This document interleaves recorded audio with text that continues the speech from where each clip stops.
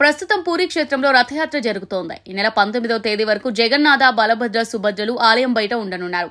దీంతో దేవుడు లేని సమయంలో అధికారులు రత్న భాండాగారం తెరిచారు. జగన్నాథుడి ఆలయ అధికారులు ప్రత్యేక పూజలు నిర్వహించిన తర్వాత ఆదివారం మధ్యాహ్నం 1:28 రహస్య గది తలుపులు తీశారు.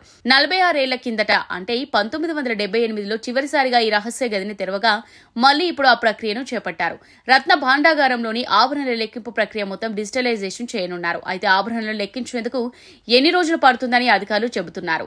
జగన్నాథుని నిత్య సేవలు, పండుగలు, యాత్రలకు వినియోగించే ఆభరణాలను స్వామి గర్భగుడికి సమీపంలో ఉన్న చెంగడా గోపురంలో భద్రపరిచారు. లోపల ఇత్తడి, పూత ఉన్న 6 కొత్త చెక్క పెట్టెల్లో మొదటి 2 గదుల్లోని ఆభరణాలను బయటకు తీసుకొచ్చారు. కర్ర పెట్టెలు పురాతన కాలం నాటి అల్మారాల్లో ఉన్న స్వామి సంపద గమనించారు. అయితే అప్పటికే సమయం మించిపోవడంతో రహస్య గదిలోని ఆభరణాల తరలింపు సాధ్యం కాదని మళ్లీ మెజిస్ట్రేట్ సమక్షంలో గదులకు సీల్ చేసి సాయంత్రం 5:20 వెలుపలకొచ్చారు. మూడో రహస్య గదిని చివరిసారిగా 1978లో తెరిచారు. మళ్లీ 46 సంవత్సరాల తర్వాత ఇప్పుడే తెరిచారు. 2018లో కూడా ఒడిశా కోట ఆదేశాలతో దీన్ని తెరిచే ప్రయత్నం చేసినా తాళాలు కనబడకపోవడంతో అప్పుడు ఆపేశారు. ఇటు రత్న భాండాగారం మళ్లీ తెరవడానికి మరో తేదీ నిర్ణయిస్తామని పాలనాధికారి అరవింద పాడి తెలిపారు.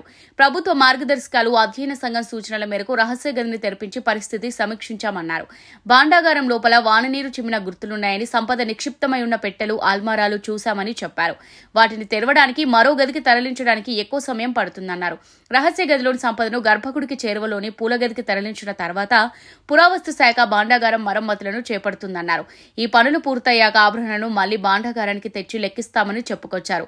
మరోసారి భాండాగారం తెరవడానికి శ్రీ క్షేత్ర పాలక వర్గం తేదీ నిర్ణయిస్తుందని తెలిపారు.